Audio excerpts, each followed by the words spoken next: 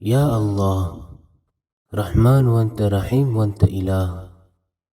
أردك بين مثال النتي هد في إله إبا إله جهوز طائر وانت كماه. الله تعالى وحيك رفاه وني إليه يرجع الأمر كله أده هريها كم الرجوع وني الله شاء إنك من إله ألقنك وكيلك إله حضرتك جنجن ألقن من دنبه إبراهيم عليه السلام كيمكم ألقن من نهرك هافرها من أمونا التو الذي خلقني فهو يهدين والذي هو يطعمني ويسقين وإذا مرضت فهو يشفين والذي يميتني ثم يحيين والذي أطمع أن